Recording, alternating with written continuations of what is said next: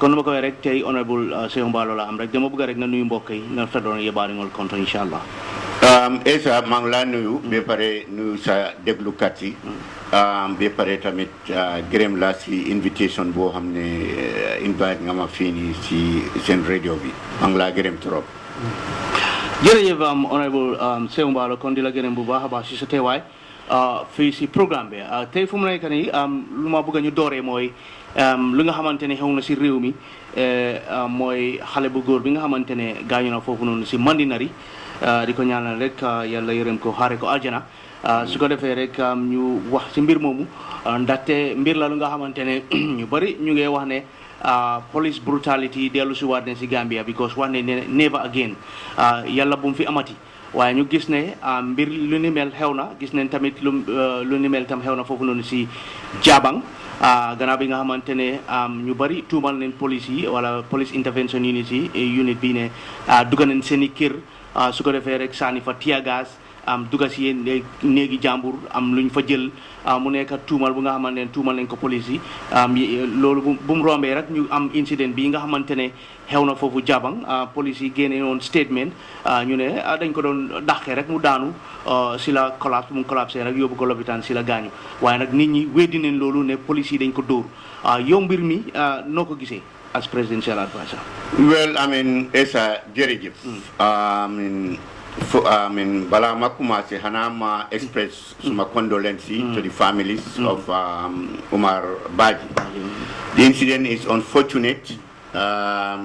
si ñun ñëpp Gambians because tey incident su mel nii ñun duñ ko jëlee it's not a political incident. This is not politics duñ ko jëlee politique. lii incident xew na boo xam ne dafa mel ni accident su xewee accident seetu ndaa kii mu ngi pati nangam ñun seete wuñ lii affaire politique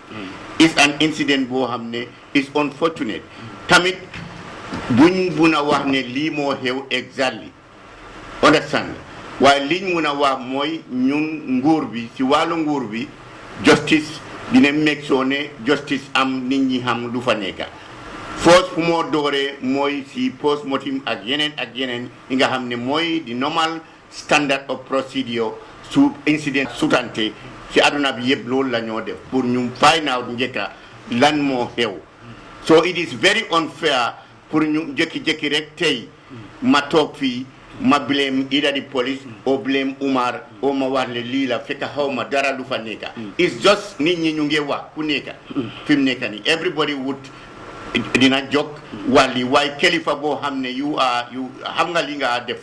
su incident xewee doo jékki rek nga blame one side danga wax ne we are monitoring dina monitor ba pare you call for justice make sure ne dem ci loi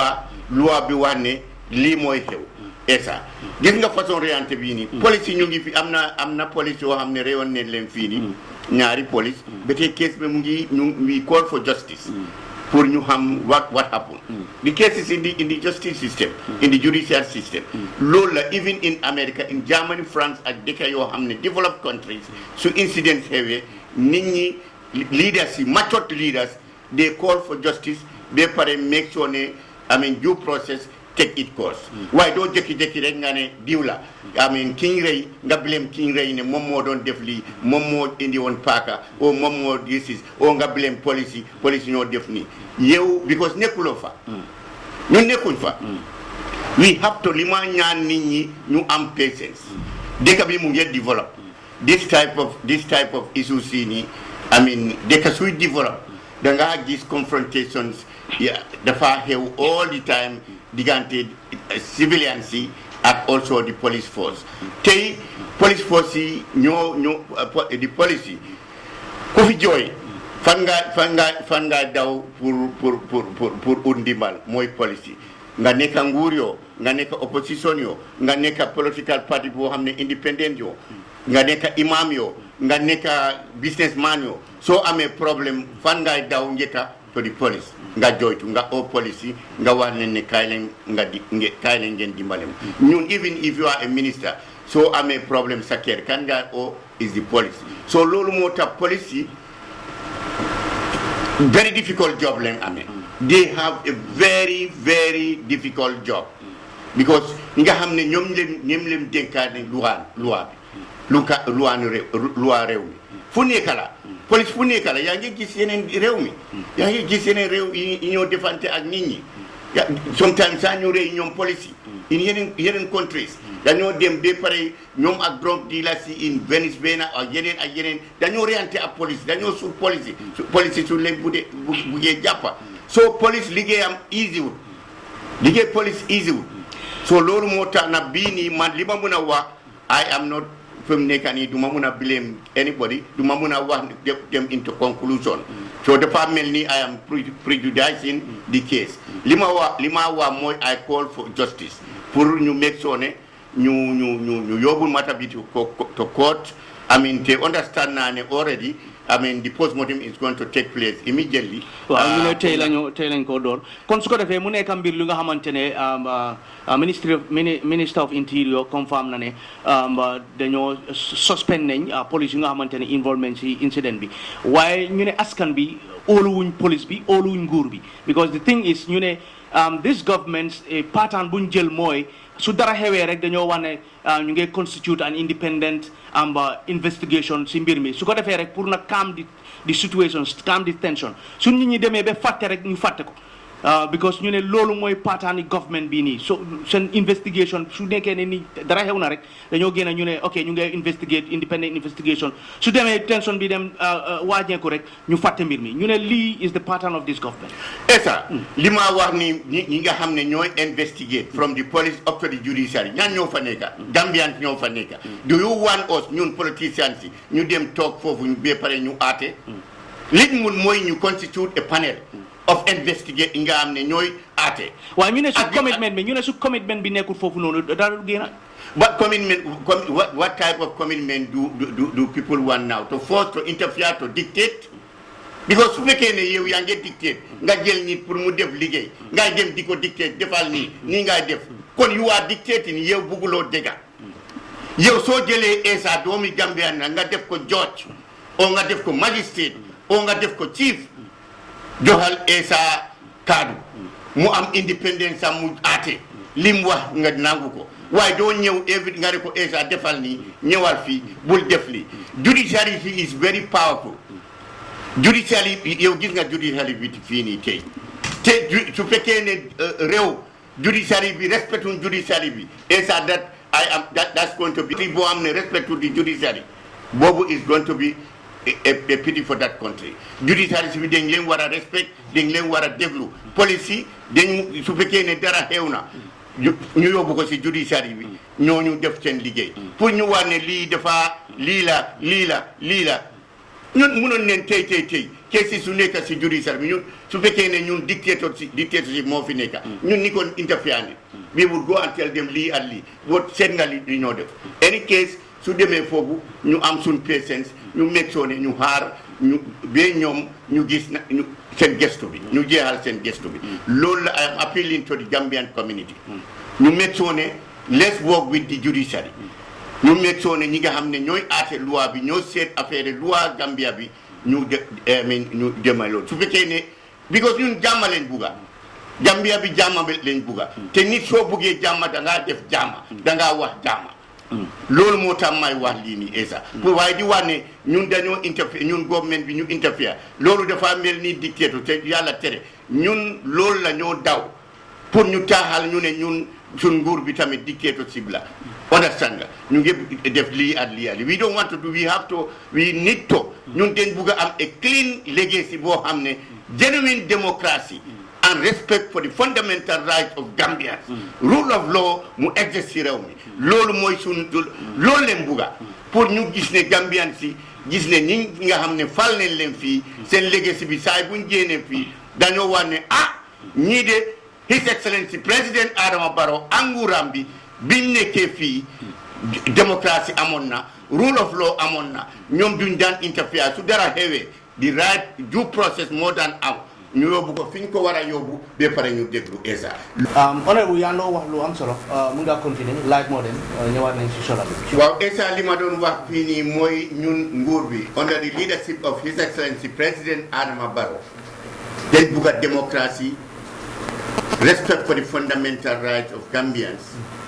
A rule of law exists in this country. We don't want to take the law in our own hands pour ñu make ñu wax ne lii la ñoo def ñuy def lii nii ñun duñ ko compromise dañ bugg a nit ñi yaakaar biñ am si président bi yaakaar biñ am si nguur bii nii pour démocratie bi ñu waxtaan ak nit ñi ñu respect nit ñi suñ leen nit ñi li nga xam ne bugguñ ko ñu bugguñ ko def pour suñ génnee fii dafa nekk record bi doomi aadama sa record is very important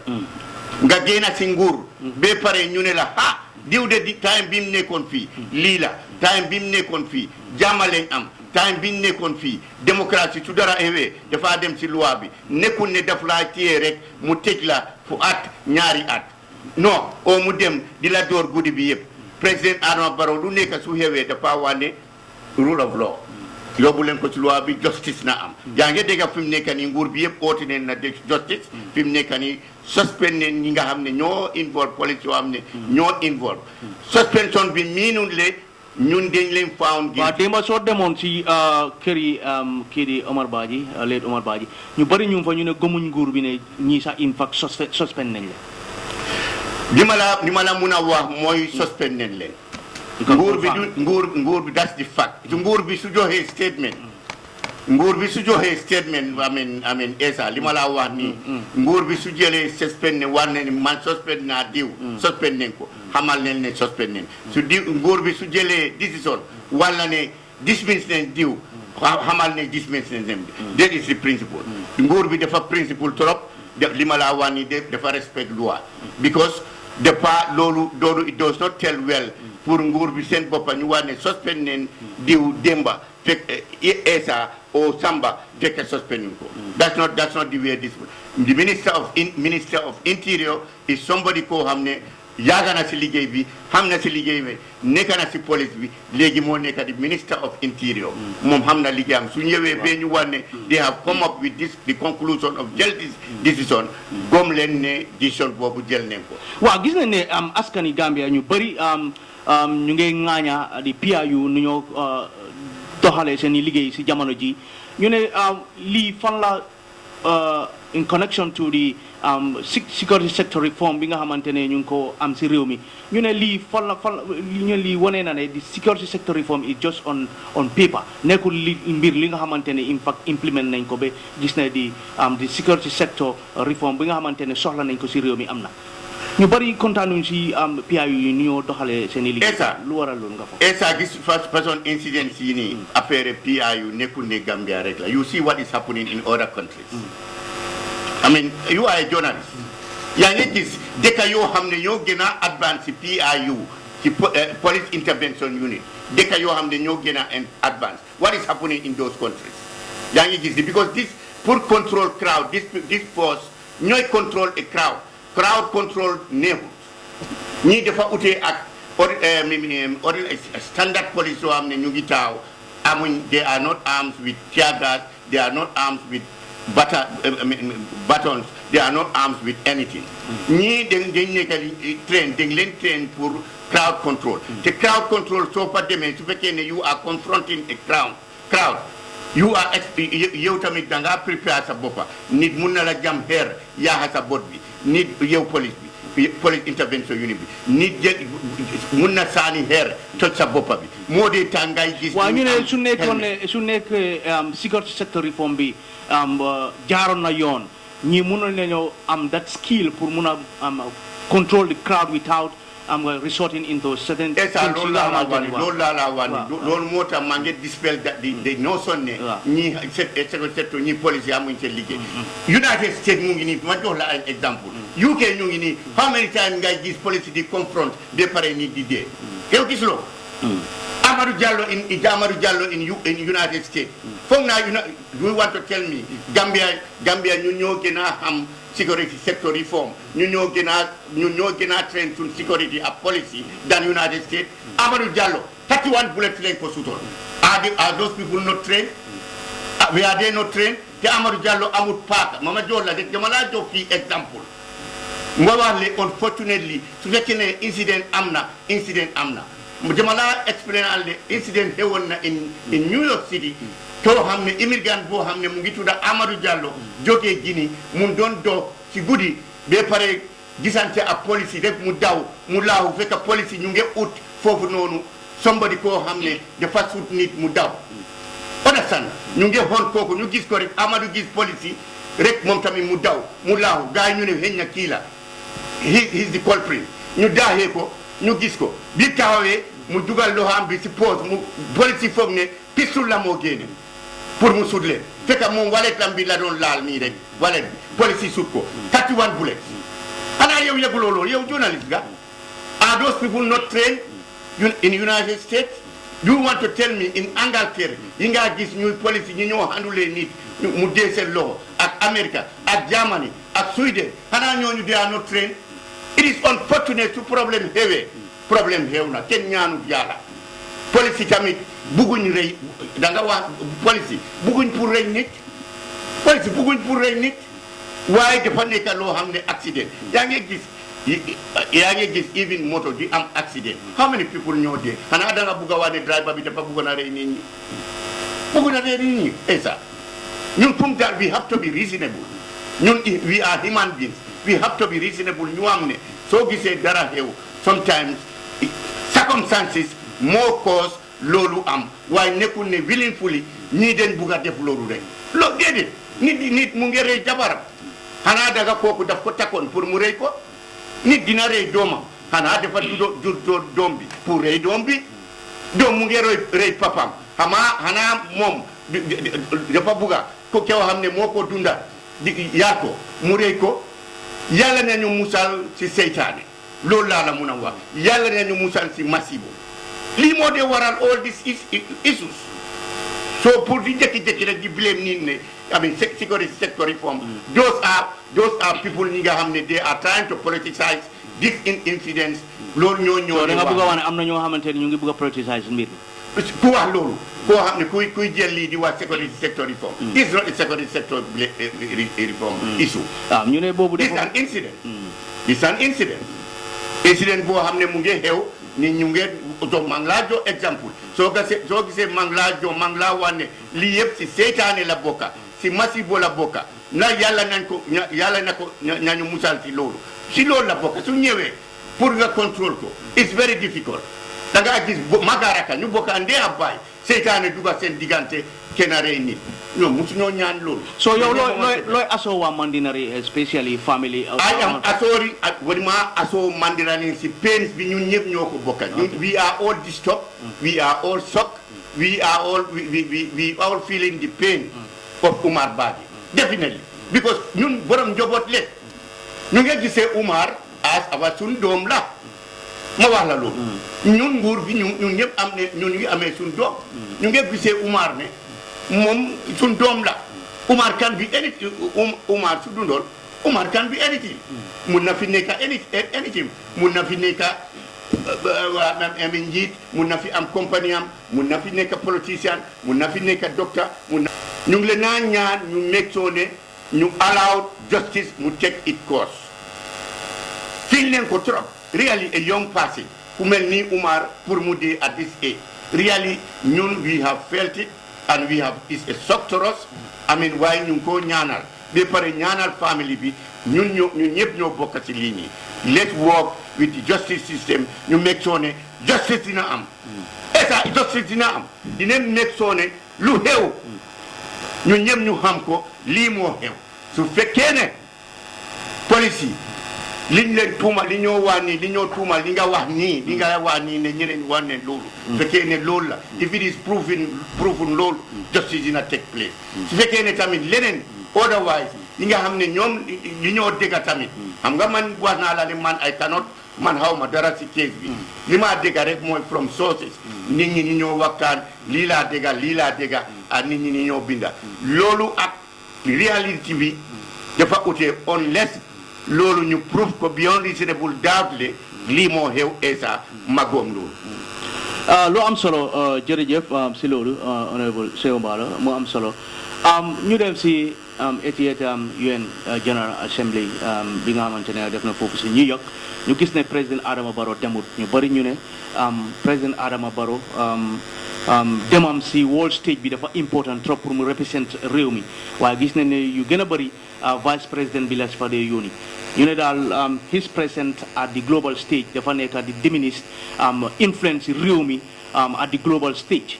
yow loo am pour wax si loolu yow as a presidential advisor on politics. Yes, sir. Yeah. Can you tell me, as a journalist, can you tell me the last time President Adama Barrow dem to UN bi kañ la woon ban? Lolu is not important. You here. want to tell me No, Adama it's Barrow? not important here. What is important is mom. It is very important. No. It is very important. No. Them pour mu represent as a mom is an OIC chair. No. You understand? What? You know demam understand nga si UN bi foofu noonu si General Assembly bi pour mu represent Gambia dafa nekk loo xam ne dafa wone Gambia's stance in the international arena pour mu wone Gambians influence tamit si international community bi. What is more, yes, sir. What is more important than having your it's a deputy? Because President Adama Barrow demut, Vice President am demut, Muyoni, his Minister of Foreign Affairs, or Minister of Interior, or Minister of Justice, Nikon Danyowane. We didn't have a proper OIC amut a proper representation. Vice President of a nation. Ko hamne President Adama Barrow su gene fi koku mo tay su demé outside koku mo decide rewmi mo nekk di Vice President orders yep mom la ñoo jël mu dem fofu mo represent the Gambia mo represent the OIC ngane ñu ne lolu I cannot understand lolu luma la wax ni nekkul suma wax nit ñi na ko nekk di wax ñu ne président bi dafa nekk di daw di pour represent Gambia si international stage. President B was there at the United Nations. Lulu, last time he was there. He represented the Gambia. He represented OICC, AOIC. The chairperson right now. This year, this year, what is? You can be deputized. It is not mandatory. Man, gisuma anywhere we want President Nangam or Prime Minister Nangam by force meeting Nangam Fungar. One where in the UN. Lolo hamna amut. Is there in the UN? Lolo amut. That's an issue. It's not in the UN. UN didn't let a president or a prime minister of a country muruta dem tewe nayoni deputy am moy either the deputy prime minister or the vice president of that country or to lolu yeb su fekene ñoni sa mënu dem foreign minister of that country mu dem be pare mu send a message bo xamne mom la prime minister bi am or president bi am te fogg na ne lolu mo xew fi lu mo daw the message is there already message am bi mo nekk fofu vice president bi dega nga ne li mo read mu ne the president lim ko read on behalf of the president so his message is there. The message, the President Barrow message has been read at the United Nations and it has been accepted by the international community at the UN. Why su nekkee Gambian si wax nañ ne ñoom moom lañ bëgg mu dem mu represent Gambia la. Li ma la wax ni nañ xam the role of the United Nations, the ECOWAS, the AU. It is not compulsory. It is not compulsory that a president of any nation or a prime minister has to attend all the time. It is not compulsory. Ñu xam loolu. Sartay ñu fa. Okay. Gis na ne tamit vice president bi wax na ne mbiri Gaza bi nga xamante ne xeex bi mu ngi foofu noonu between Gaza and Israel xeex bi nga xamante ne mu ngi fa si jamono ji call na pour jaama am fa ñu ne daal dañ taxaw pour two-state solution pour mu am ci diggante Gaza ak Israël ñu ne taxawaay boobu noonu nguur bi daf ko leeta jël pour wax ne ñoom dañ bëgg a jaama am foofu noonu te dañ bëgg a am nga two-state solution pour mu am ci diggante Gaza and Israel and Palestine. Esa xaaral ma wala yaa ngi woon fii time bu OIC conference bi xew yow dégg nga président bi di wax loolu yow déggoon nga loolu soo seetee ci rek go back to your record nga seet His Excellency President Adama Barrow taxaw na si kanami aduna bi yëpp fii at the Sir Dawda conference international conference center mu wax leen ne what is happening to the Palestinians it is unacceptable foog naa déggal ne loolu waaw na loolu saatu na war na loolu war na leen ne ñoom dañ war a am seen dignity dañ ko war a respect ñu am seen dëkka waaw na loolu this is a reputation. This statement is a reputation. Waaw ñu bari ñu ngi ñaanal as the chair of the OIC ñu ne proactive role bu mu war a jël ci mbir mi jëlu ko. He has been mu ngi jël loolu mu ngi he is all the time he is communicating with the OIC members. President Adama Barrow saa bu nekk he is close contact with the OIC members. They are communicating, they are working, in collaboration pour ñu make sure ne jàmm am fa. Waaye ñu ñëpp gis nañ what is happening. Esa. Pour nekk chairman President Adama lu aduna bi yëpp mënut at the United Nations. President aduna bi yëpp mënuñ dara si what is happening si teg di Palestinian. Aduna bi yëpp ñu ngi try mënuñ ko. President Adama Barrow rek lan la si mun dafa try mu work ak living colleagues am esa. This is what he is doing. He is working with the OIC members closely pour ñu make sure ne jàmm am Palestinian ñu am seen state 2 states and foog naa lii la mun and this is what he is doing.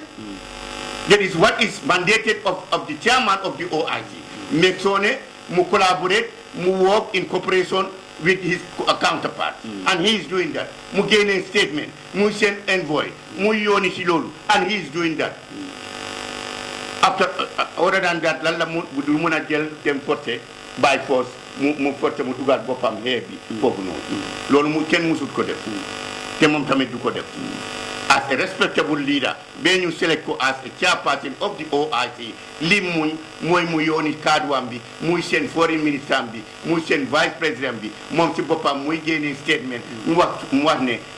the Palestinian, the integrity of the Palestinian, 2 states dafa wara am digante Palestinian ak Israel, and he is doing that. Lu important la nañ dem bente ci UN General Assembly bi Vice President bi wax na the government commitments to media freedom and the freedom of assembly mu ne nguur bi daal am nañ taxawaay bi nga xamante ne pour nag gis ne freedom of the press and the media am na si réew mi ak tamit freedom of assembly ñu ne mbir mi nag gis nañ ne am na youth yu nga xamante ne téyoon nañ ko fii waa Gala ñu ne unlawful assembly and the like ñu ne daal government bi dafa nekk di stifle lu ni mel pour jële freedom of assembly freedom of the press and the like so ñu ne daal loolu dafa nekk si global stage bi rek ñu ngi wax rek waaye nguur bi loolu soxalul ne esa Vice President bi statement am bi dafa accurate and it is authentic it has carried weight and it is truthful and it is very honest statement am bi loolu moo ñaata radio station ñoo fi nekk tey ñaata télévision station moo nekk Gambia tey ñaata journalist ñoo nekk fii tey everybody is a journalist man saa suma buggee tey suma tooga suma ataaya suma kër journalist la ma téye suma téléphone kan moo ma jàpp ma wax lu ma ne so jigéen suma jabar suy tooga doomu daa o benn ci waañam bi journalist la everybody is a journalist in the Gambia kan ngaa jàppa doo wax lu la ne how many people are commenting tey di saaga nguur bi di saaga opposition di saaga activist di saaga doctors di saaga lawyers how many people kan nga déggal ñu jàppala waaye li ñu wax mooy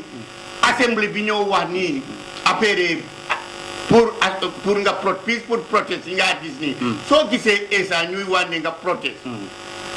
soo protesté te amuloo permit bi nga nekk foofu keneen counter la police nekkul fa what do you think would happen ma laaj la loolu tey mais ni ma jox la exemple man maa ngi amee suma groupe yow yaa ngi yow esa yaa ngi am sa groupe yow lu la naxari mooy mbuur bi Saihou Mballow moo amee ma jox la rek am just giving you hypothetically am just giving you an example Saihou Mballow moo dee Saihou daal lu moo doxale neexuma waaw ok Saihou Mballow moo dee lakka pancake moo amee après pancake si réew mi understand so maa ngi ma dem di ma lakkee pancake bi nga ne suma pancake bi dafa tuuti di ma koo lakkee size bi dafa tuuti yow nga bugg a protest nga ne Saihou Mballow pour mu jaar ñoo dem Westfield ma protest Saihou Mballow mu ngi lakka pancake size sam bi dafa tuuti Gambian si bugguñ ko nga bugg a protest man tamit ñi nga xam ne man ñu nekk suma gannaaw ñu dégg ne Essa mu ngi protest tey si Westfield bi man tamit man naa mobiliser suma nit ñi ñu def counter nga xam ne lakkakat pancake yi ñun tamit ñu dem counter ba pare ñu taxawante face to face su loolu xewee police yegguñ ko suñ paree ante who are you going to blame ma dox la da exemple léegi su fekkee ne keneen ñel na fa gaañ fa nit yéen ñi nga xam ne nga protest because of suma pancake bi dafa tuuti ñu xee foofu ñu rey fa nit o rey fa two people yàlla tere kan la ñoo blame dañoo wax ne nguur bi aade slipit naka la ñoo alaawee nit ñi di nekk si mbedda bi di xee foofu ba ñaari nit ñetti nit di reyante lii moo waral even in America balaa nga def protest da ngaa binda police ñi nga soo bindee police yi jox la permit soo demee taxaw mel ni Westfield o nga dem taxaw Serekunda market o nga dem taxaw Bundum market soo fa protest ku la bugg a disturb foofu police yi dañoo ñëw foofu taxaw ñu leen move away these people have a permit ñu leen fi nekk from 9 to 12 o'clock taxi su buggee ñëw ron seen kaw dafa wax taxi yi daay baat su keneen ñëwee koo xam ne borom rider la bugga la tampon de dina wax ne rider bi awee ci ñii dañ am permit ñu ne sew ñu ne lakakat yi pancake bi dafa tuuti ñoom dañ mer ñu ne loolu bu mu jaan ñu yokka size of the pancake yaa ngi laal lakakat yi pancake yaa ngi leen a non dama laa jox di sa exemple waaw xam nga su ñoo waxtaan bi education la ñi nga xam ne nit ñi dañoo xam lu tax dara xew soo gisee maa ngi laa waxee li ma jox suma boppa ma def suma boppa in a position of lakakat pancake because su ma koy waxee keneen xëy na moom mer gisee ko ne tuuti la waaye man maa amee loolu wala moo tax man la jox tax exemple fekkee ne man maa amee loolu suma lakakat pancake fii ba base man maa amee saay bu ne every morning dañoo lakka ba pare di distribute si bus stop si garage si lopitaan yi ñu ngi jaay yow esa yow nga ne yow activiste nga yow nga seetlu nga suma pancake bi dafa tuuti dafa waroon a rey lii because soo jëndee mel ni $10 daf la war a suur o dafa war a suur two people waaye saay bi yaa nga meer loolu moo tax ma jox la this exemple pour nit ñi xam ne lu tax lu waral protest ñu jël permit nit ñi waaye soo taxawee fale mel ni ma jox la exemple gaala fi ñu taxaw di protest waxuma ne loolu mooy xew waaye keneen su déggee loolu fu ñoo protest ñooñu suñ amee yuut yi nga xam ne te ñoom tamit dañ mer ñu wax ne lii lu ñoo protesté suma liggéeykaay ñu ñëw ba pare saagalee ñoom tamit saaga suñ xeexee foofu yàlla tere ku ñu ñëw xamuloo la man façon gaanaay leen indi suñ fa gaañee ñi who is going to be blamed ma laaj la loolu who are you going to blame is it not the police dañoo wax ne police yi xanaa dañoo nelaw léegi nit ñi dañoo dajee ba pare confrontation di xeex di reyante police nekkul fa esa nañ waxante gis nga nit nañ waxante digga this is the only reason waaw lu am solo Bentes United Nation bi président vice président bi wax na the government commitments di wax na the Gambia's government commitment to consolidating democracy through transparent elections pour consolidate démocratie si réew mi pour gis ne rek consolider nañ démocratie taxawal nañ démocratie si réew mi jaaraleen ko nag si élection yu nga xamante ne dafay jaar yoon ñu bëri itam ñu ne ñu ngi comment si loolu ñu ne government bi mbiri transparent election nekkul seen mbir loolu su nekkoon seen mbir gis nañ ne recently ñu ngi yokka party registration fee to $2 million nomination fee to $1 million loolu yëpp mu ngi mel ni mbir yu nga xamante ne rek pour añ ñeneen ñi ñu bokk si electoral process bi loolu moo waral soo suñu waxee ne de care about free and fair and transparent elections loolu dafa nekk mbir li nga xamante ne dañ ko wax rek pour for international audience rek lañ moo tax ñu wax ko loolu loo wax ci mbir moom yokku registration fee balaa ma dem si yokku deposit fees bi on elections xaaral ma ñëwaat back to the protest yi nga wax ni ma jox la exemple another example dama la nañ move nag non xaaral esa ma wax la ne bi ma nekkee in United States Muslim jàpp fii ay jàppoon ne just I'm going to be very brief xam naa ne amuñ time ñun ñoo doon ñaatu woon ñi nga xam ne dañ leen di tey noonu fii nii ñoom time boobu ñoom imam Babali ak ñeneen bàyyi leen ba pare ñu dégare ñu ngi leen a tooto man maa bindoon permit bi si police yi maa ngi amee record si maa bindoon police yi ne président bi peaceful protest bi pour ñu ñaan ko ñu waxtaan ak moom pour ñu mun a bàyyi nit ñi nga xam ne ñu ngi si loxaam time boobu Assane Martin bi nga gis nii li ma wax nii radio la ñëpp dinañ ko déggam dinañ ko wax Assane Martin meena Hassan Martin was in the US, in New York City. Man ak mom, ak Falay Balde, ak ñom Bakari Jaaju, ñom Passé Kukujabi ak ñeneen. I mean, ñom Bakari Mané, ñi nga xamné ñu ngi New York, ak ñeneen ñi nga xamné joggé né ñom Pa Samba Diaw joggé né Maryland, ñu jow ak Osmenga ñewon né ak ñi nga xamné ñu melni Dr. Skatre Diané ñooñu yëpp ñëwoon neen ak ñeneen ñoom Lamine Tunkara nga xam ne tey mooy manager Gamtel dama laa jox rek background history waaw tuuti pour nga xam xëy nga yow xamul waaw inshallah waaye balaa ñu def protest in New York dañ dee bindat ko di police ba pare foofu sax da ngaa fay ñu dañ dee fay doo am permit without fay dañoo dem ñu fay ba pare tamit soo fayee ñu da ngaa state foofu how many people ngay àndal approximately minun ne lolu nek exactly that number why you have to give the police pour ñu mëna am reinforcement bi ñoo indi su nekk ya nga expect $300 su nekk 300 nga walé ne 300 su nekk 100 nga walé ñom tamit reinforces police yu joggé ci New York City police ñoy tamit ñu am ne reinforcement bobu pour mun leen aar parce que yoy ñoo wara round leen fekk kenn du leen disturb biñ défé lolu ñu dem in front of the hotel bu Yaya Jammeh stay on tanga ñu ngi am permit police foofu suñu visitinal soo amee permit ku la provoque foofu soo amee problème kooku moo la provoque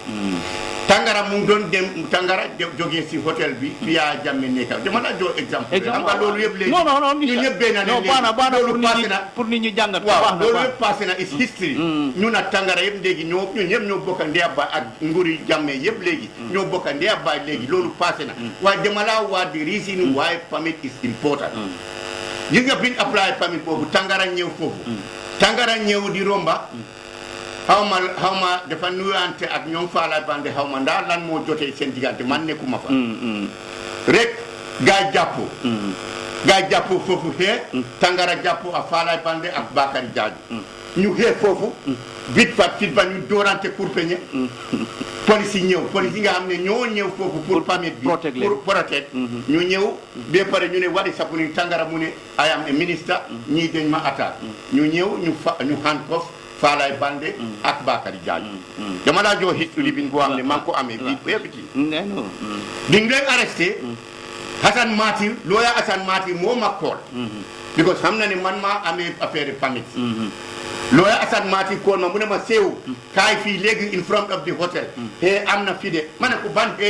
ñun ñoo am permit foofu mu ne ma tangara mu ngi doon passé xaw ma lan la waa jotee na a protestation yi na a Falay Bande ak Bakari Jaaju ñu ngi leen handcuff ñu ngi leen pare yóbbu ma dawal suma moto bi from the UN building up to the hotel ci Central Park Avenue foofu la hotel bi ma egsee balaa ma egsi ma call koo xam ne moo commander of the reinforcement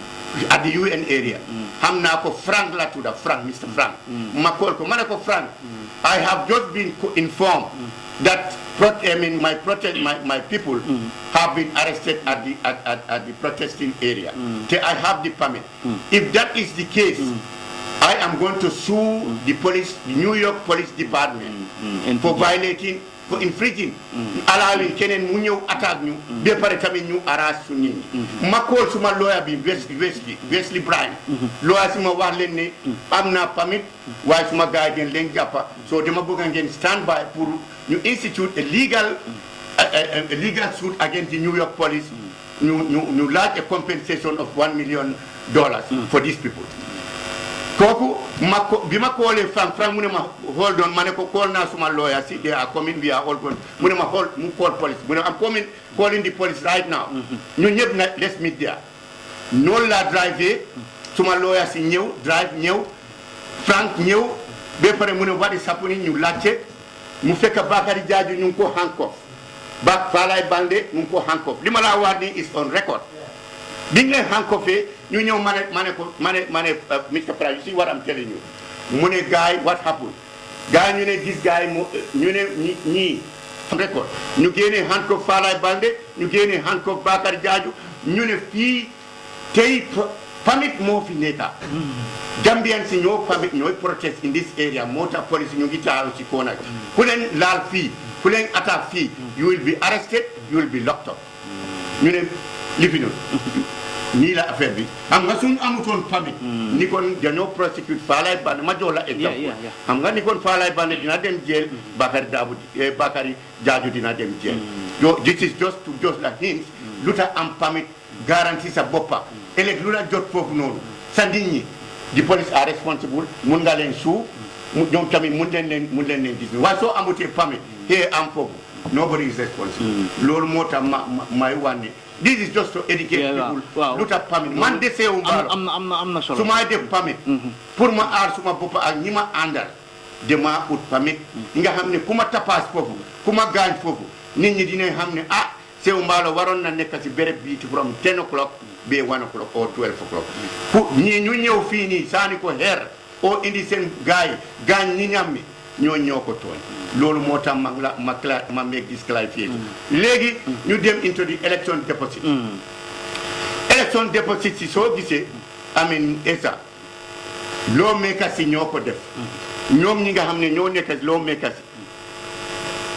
si lii they are politicians foog naa ñoom ñooy deposit isi ak président Adama Barrow rek loo makers si ñoo fa nekk du ñoom ñoo ko bugg a vote xaw ma ndaa vote nañ ko ndaa votuñ ko non jàlla na boobu vote nañ ko waaw ok su fekkee ne vote nañ ko ñoom ñoo jaadi lawmakers they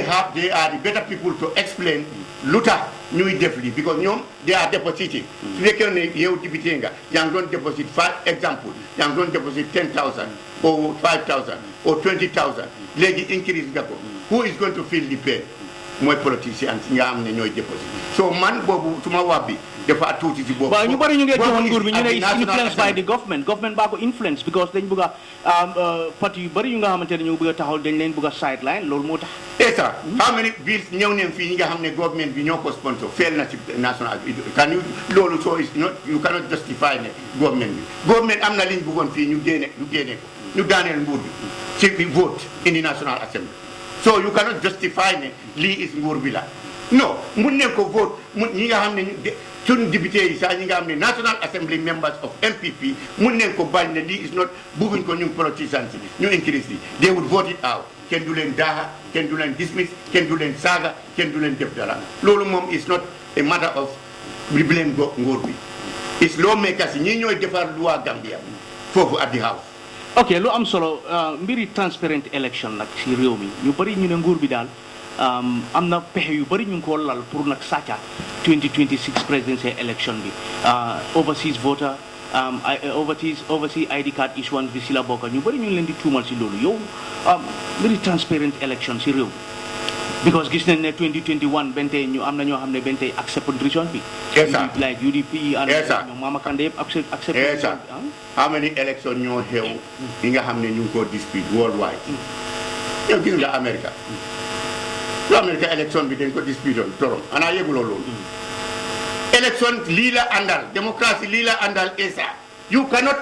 man musuma gis démocratie fi nga xam ne nga win ba pare ñu ne waaw kenn amuñ benn excuse nemal ma any country boo xam ne ñëpp d'accord 100% yi ci aduna bi you are a journalist you cannot name me any country fu election am ba pare ñu ne 100% opposition bi civil society international community nguur bi ñëpp d'accord nañ ne lii dara benn problème génn man musuma gis loo I have been reading report yi nga xam ne ECOWAS ñu ngi monitor election bi ñu ngi génnee hints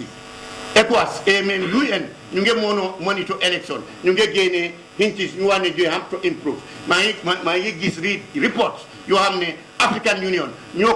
ko observe ñu ngi génnee hints this thing has to happen waaye li ma laa wax ni on our side ñun suñ integrity moo ñu gënal président Adama Barrow integrity am bi moo ko gënal nekk si nguur lu moo doxal dafa nekk soo ne loolu ànd na ak loi réew mi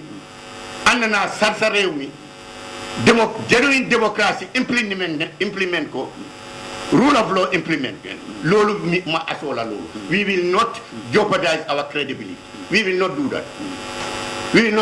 election bu xew fii dafa nekk free fair and transparent election man maa la wax loolu koo xam ne waaw anybody ko election bu xew fii under President Adama Barrow is going to be free fair and transparent dafa make sure ne the international community observers ku buga ñew observe you can come and observe from the United Nations up to the last CSO waaw lo am solo fu mu nekk nii nag waxtu bi nañ ubbi leen si du yàgg waaye nañ dem si mbiri corruption yi nga xamante ne Gambia participate seen corruption index yi nga xamante ne génne nañ ko si fan yi last week ñu ne 90% of Gambians Gambian believe corruption is widespread ñu ne seen survey bi loolu la itam di 90% of Gambian ne gëm nañ ne corruption daal dafa tasaaroo fu nekk si réew. ok esa expliqué ñu wàllu corruption dafa mel ni feebar da nga gis dëkk boo xam ne feebar du am dëkk bu nekk am na feebar mu fa feebar yi dine we are going to live with feebar yi diabetic high blood pressure mooy hypertension understand nga sickle cell understand nga pneumonia malaria we live with those as much as we live with those we live with corruption corruption is in the compound corruption is in the village corruption is in the town corruption is in the lumo corruption is in the government corruption is in the opposition corruption is in the civil society corruption is in everywhere dafa nguur bi liggéey nguur bu nekk mooy nga xeex ko ma wax leen loolu tey pour xeex ko nguur su la defee rek you fight it according to the survey ñu ne nga wax ne eradicate nga government bu nekk bu wax loolu foofu man dinaa la challenge ma wax ne da ngaa fen aduna bi nguur bu wax ne man government nekkul su réew dima la wax ne you are lying you can fight it waaw loolu lañu survey bi tam wane 75% of Gambian people believe the government lack the political will to fight corruption. That's not correct. We are doing our utmost best ñu ngi xeex corruption ñu ngi yóbbu nit ñi fi mu nekk nii yow yaa how many people ñoo nekk si court yi nga xam ne allégation xam nga one thing esa nguur bi xam nga duñ mun a am yëpp doo mun a am sa kéeg nga lekk sa nga lifin ko understand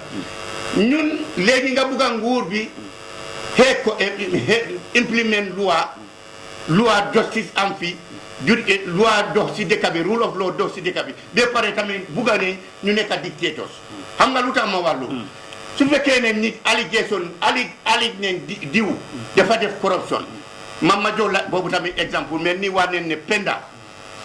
understand nga Penda Mballow dafa def corruption ma joxe ko Penda xaw ma na balaa mu wane Saihou Mballow mu ne man dama def corruption understand lii exemple la rek li ma wax fii nii bu su fekkee ne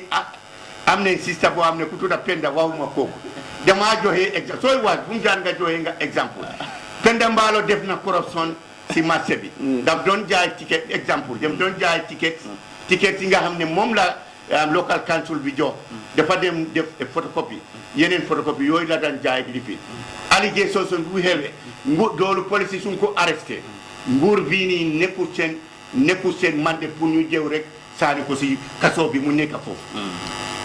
fu mu jaan mu jël tout process liñ war a def mooy police yóbbu ko to the Ministry of Justice ñooñu examine ñu seet ne ndaa am nañ fa elements of truth yi nga xam ne jar na pour ñu prosecute evidence ci lii moo tax nguur bii nii rule of law doo mën a am nguur boo xam ne nguuri loi la ba pare tamit nga expect mu behave like a dictatorship boo xam ne dafa jump on people anybody kum tuuma rek ñu saani la si kaso koo werante rek nga door ko saani ko si kaso we cannot do that esa président Adama Barrow ngoraayam ak integrity am ak belief am si démocratie joxut ko loolu pour mu traité Gambian si noonu kuñ tuuma rek pour fuñ ko ne loolu la waaw gis nañ ni tamit am Russian oil saga bi nga xamante ne FPAC ak PEC joxe nañ recommendation pour ñaari ministres yi su ko defee rek Abdoulaye Sanyang ak kii di Abdou Diop pour ñu senso leen loolu recommendation la ñu gis nguur bi ñëw dismiss ko loolu yëpp ñu bëri ñu ngi ŋaaña nguur bi si loolu lu tax ñu dismiss that recommendation pour ñaari ministres yi dañ leen war a génni listen esa nga dégloo nga ne allégation gis nga allegation will always remain to be allegation unless proven guilty soo gisee si democratic government yëpp ñu ngi am di judiciary independent judiciary pour suñ la allégué ne yow yaa rey nit yow yaa xeexal sa jabar o sa doom nga rey ko ñu prouve la naka nga ko reyee fu mu jaar évidence bi ñu taaj ko o su doon loolu kuñ tuuma rek nit de rey na jabaram si kër bi rey na they will just take you yóbbu la firing squad au sentence la waaye lu tax duñ ko dee def because rule of law la esa dañoo dem foofu ba pare indi evidence ñu laajte time bu jës jabar bi di dee yow foo nekkoon yaa ngi woon si kër bi yaa ngi woon si néeg bi lan nga amee woon da ngeen jotee ñu laajte tamit evidence yi xale yi ak ñu fa nekk néebo si da ngeen musa ñii di xuloo biñ xuloo yi lan la ci loolu la loolu moo tax is not a quick loo xam ne is a quick process nga jékki-jékki rek because mun nga sentence ni nga foos nga toj ko mu appel mu indi evidence yu set wecc ne du moom keneen moo ko rey kooku daw what are you going to do kooku nag how are you going to treat that person waa lii mbir la li nga xamante National Assembly bi def na investigation si oil saga bii nii def nañ génnee nañ seen evidence bay teg ko ba adopt the report rek recommendation yi nag government bi ñëw war koo implement and then ñu gis ñu dismiss ko ñu bëri ñu ne daal lii wane na ne government di political will bi nga xamante ne am nañ ko pour nag xeex corruption ci réew mi lii moo tax corruption mu widespread ci réew mi soo jeexalee boobu noonu ñu ubbi line si because gis nga commencé nañ di call incha allah anytime di ma la asoo fii anytime boo xam ne am nañ sufficient evidence of corruption in any branch in any sector in any unit of government of the government dinañ make sure ne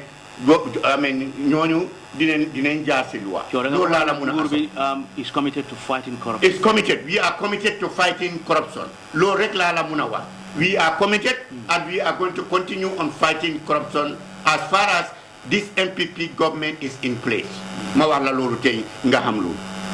ok dinañ ubbi line si su ko defee rek nit ñi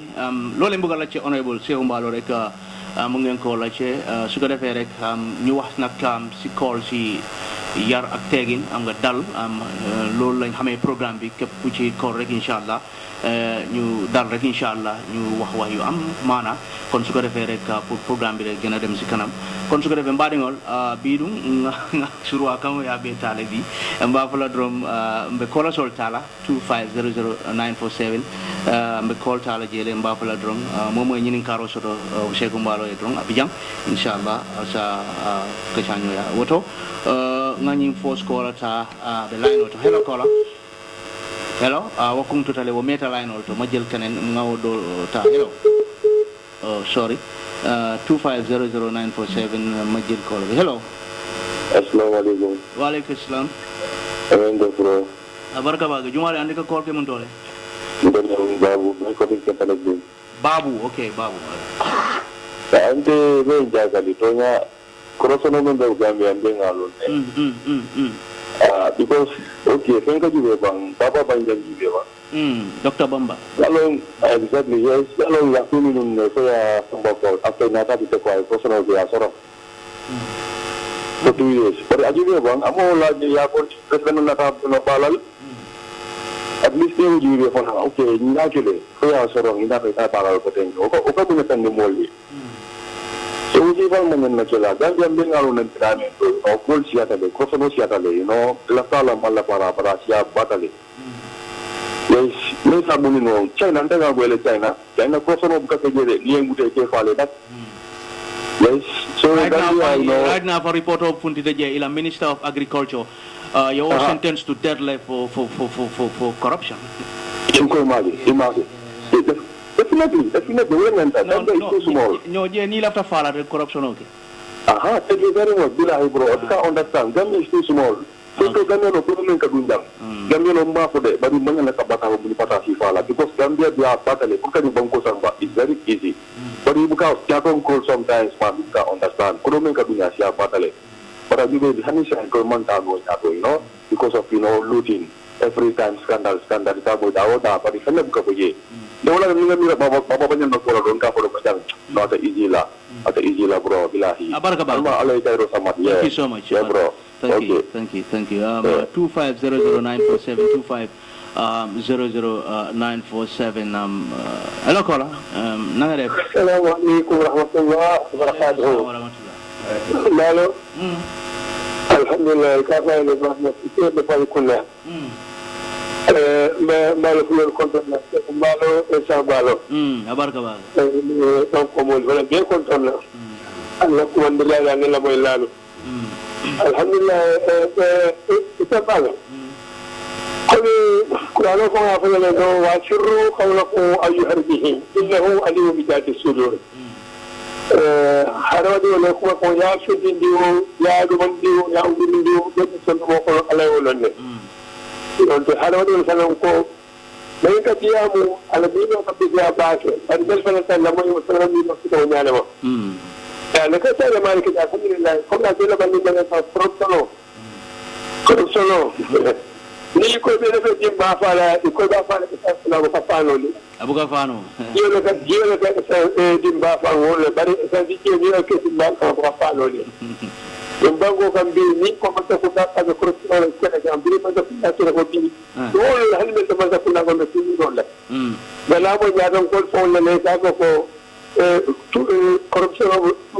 dole da ni ko be peut-être mais il y a des gens qui ont fait non non non ça peut être dit mais il y a des carottes au Canada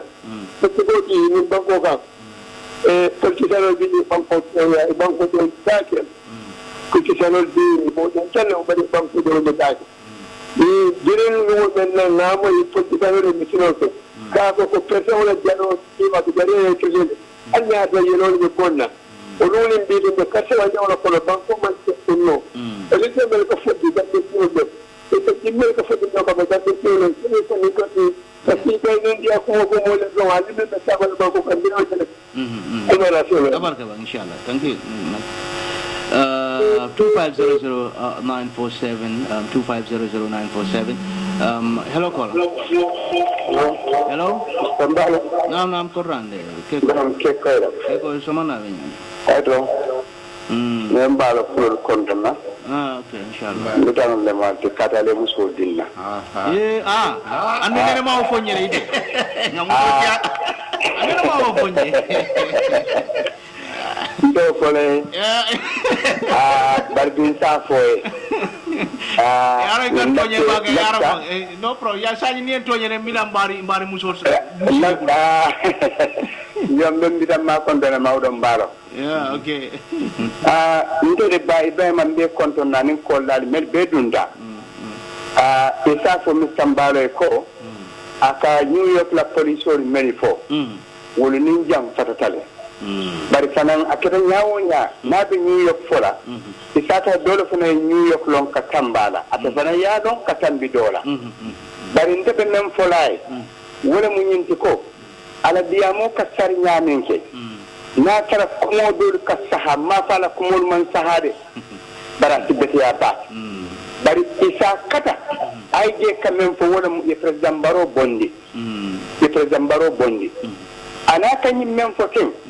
ka foko a intelini APRC be kilin sai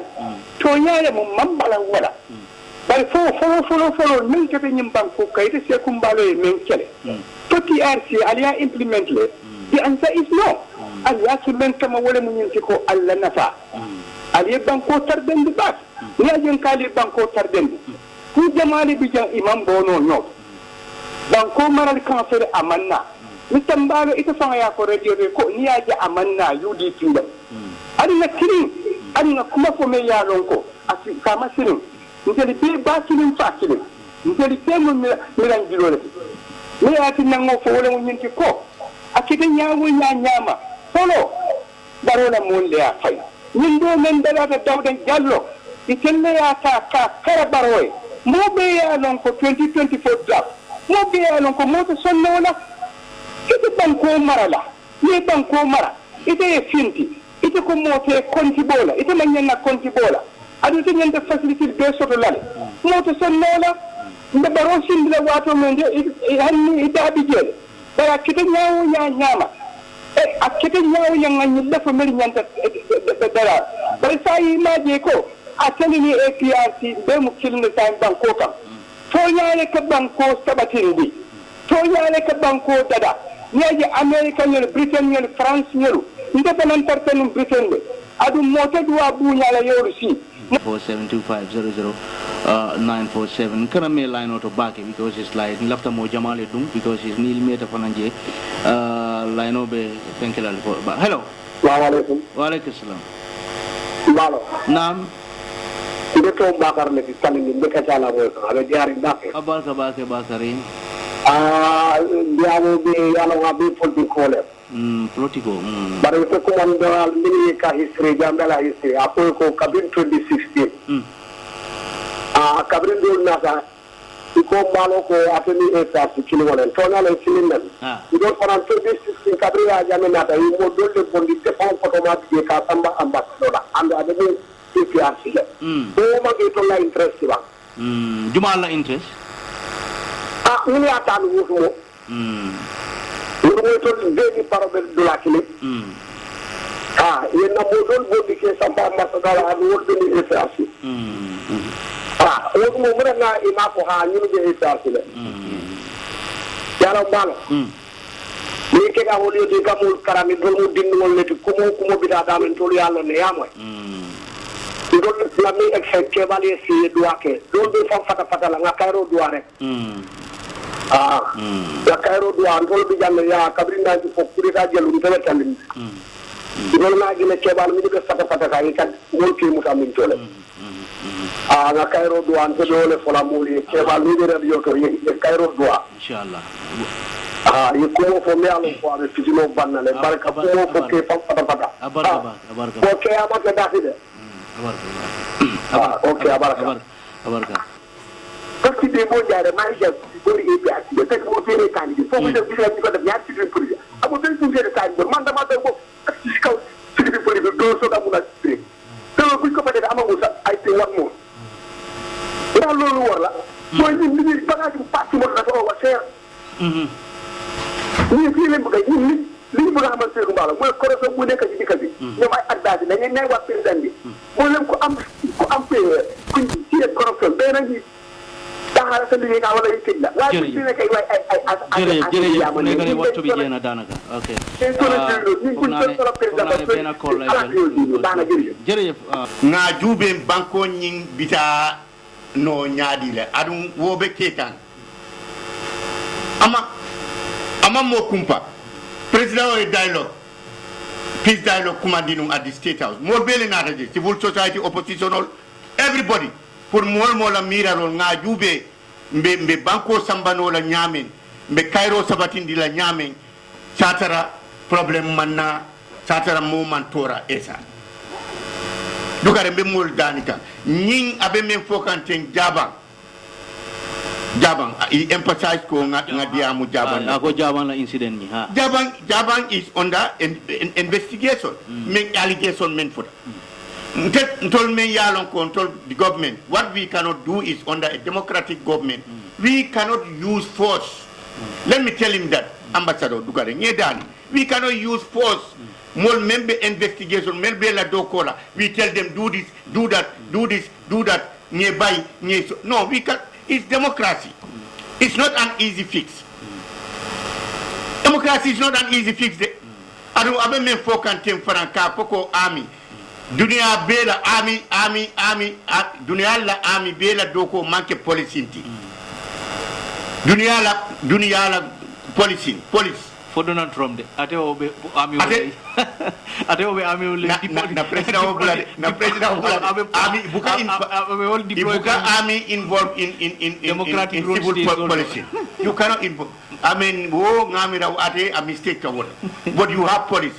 like a civilian they deal with the civilian what like a rule of law imposed everywhere wala nyanta kela democracy wala nyininka is only the police you cannot use the army is here for external aggression and also to protect the sovereignty of this integrity the sovereignty integrity of the Gambia. Army is here to make sure ko ya supervise ko mo man na yang ka boy mulkan ka molla fengolta ya understand something of that sort but the policing civilian policing that is entirely worldwide is less with the police. Adum ntol fanam be wala ketam wala atina the police are responsible ka jeko ni crisis sorota ni problem sorota civil disobedience ni sorota anything police will lekana. So let me tell him that wala be caring adum So time o tata I'm sorry So be hakko dani